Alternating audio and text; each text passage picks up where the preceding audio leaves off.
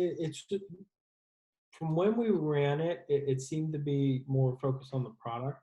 Mm. As we continue this, we're refining the process now to where we'll continue adding those four like baseline questions of those, 1 through 10 scaled, and the reason for that is to see the trends over time. Mhm. As the sample size increases, we'll be able to see if we're getting better. And then the next four questions uh, are on, hey, specific things that we've either learned from best practices by doing research, or have been talking to people and they recommend, or by looking externally to seeing what some other folks are doing, and then directly asking the consumer, hey, would you appreciate something like this, or what do you think of this specific spot on the website? So we could say, like, for example, we actually just started a blog too, where we um, we're going to be publishing work all the time. Right. So like, here's an example of one that we did. So like, if someone doesn't know what single origin coffee is, they can come here and see, hey, this is kind of what it is. And then there's some stuff that they can read, and then they can leave a comment if they want, letting us know kind of what their thoughts were on it. Then Yeah. eventually, oh, go ahead. No, no, go ahead, go ahead. And I was just going to say, eventually people appreciate getting educated by a brand, like a company that actually takes the time to put in some educational content to actually teach people things. I think a lot of folks really appreciate that, and they enjoy affiliating themselves or purchasing coffee from a company that's like, hey, we're not too strict on how you drink your coffee. I mean, there's some coffee companies that are like, hey, you need to drink your coffee company or your coffee this way. But with this, we're just saying, hey, there's so many ways to do it. We just want to give you a little bit more of insight onto what we're thinking, and kind of like some best practices as well. I think that's a really good tip because, especially with the industry you're in, I mean, coffee, I think it's one of those industries where people are very passionate about it, right? And so, and just coming back to this point about educating people, the moment you make a statement like premium single origin coffee, you either are somebody who totally gets it, or someone who's like, I've never heard of that term. What is it? So it totally makes sense that the more time you spend educating the customer on what that means, they're going to be far more likely to be a fan, because now they're going to understand why this is important. Yep, absolutely. And another part of the blog where we're really setting ourselves up for is that transition from focusing a lot on the product to focusing more about the people. Right. Well, once That's a quote. Yeah, I know, right? So it's what we want to eventually do is we want to reach out to people that we feel are doing some incredible things in their community, whether they're like, we have some customer personas that we kind of follow, like from the entrepreneur, from the sustainability advocate to the community advocate as well, and then just the general specialty coffee nerd, like that really like loves drinking their coffee. They grind it right before they drink it. They use a Chemex or a French press to brew it, and they love the experience. We want to kind of appeal to all of those folks, and eventually, what we want to do is we want to kind of profile some of those people that are doing something interesting, whether it's starting a business, or helping out their community, or just having a job where they have an impact. Like say some of the healthcare workers right now, right? They're having a huge impact, and uh, they're doing something that really has never been done before, and that's really what we want to focus on. They're getting outside of their comfort zone. They're doing something to make the world better, and we want to share that information about that person with the rest of our community. So that blog is going to be kind of the starting point for that, and then we'll also kind of branch off and start doing some podcast work as well. And really, I guess all of this is, when you're saying things like don't talk about the product, talk about the people, the customer, I guess that's the way you do business now, right? It's becoming even more so, where you really need to find something to let your customers connect with you. Like it's a lot deeper than just saying, hey, here's this product, it's $5 or $10 or whatever it is.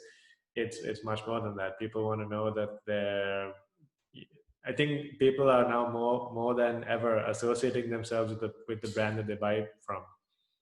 Yeah, yeah, absolutely, and that's where we feel could be a point of differentiation. And one thing that we all feel passionate about as well.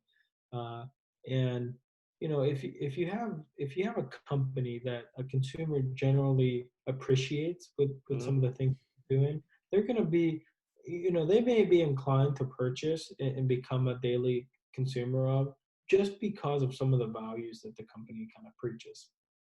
Yeah, and then you get the word of mouth effect as well, right? Where they'll you've already incentivized it for the referrals, but hopefully you'll get some just offline referrals too.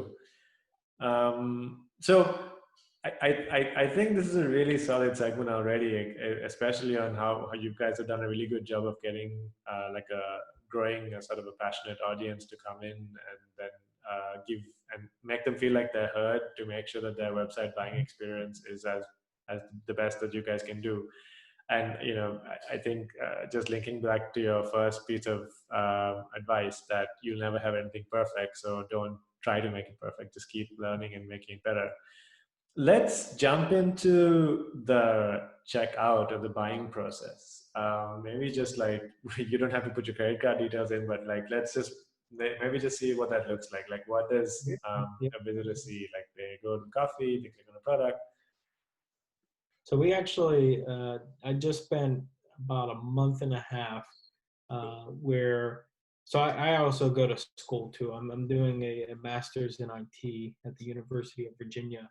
And one of my projects for that class or for that degree was to do a digital transformation.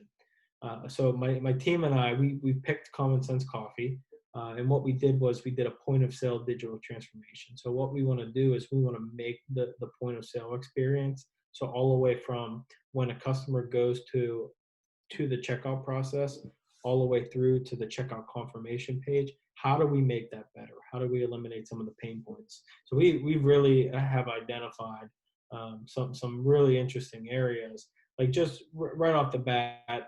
So this site is pretty good from a mobile perspective, where you see the coffee right away, and then you scroll down and you see the pricing, right? And then you start to dive into the description, and then you can scroll down all the way, see another picture, you see some reviews, and then the you may also like kind of area. And that's the general coffee listing here. What we want to do, and we're working on this now, is incorporate a little bit more kind of like lifestyle pictures of, hey, not just the coffee, but the coffee and something else to put on the description page. But we have two areas, right? So we could do a one-time purchase or subscribe and save. So say for right now, we'll subscribe or do a one-time purchase, and you have some general things. You can get whole bean, the sizing, the quantity, and then you'll go up to your cart, and then you have your cart here on the left-hand side or on the right-hand side. And then you get checkout. So right now we feel that's too many steps. You're clicking top right to go to your cart, then you're clicking go to cart, and then you have like this other page. It's like checkout, right? Why would you do three steps? So we're working on shortening that. Then you just go to the checkout page here.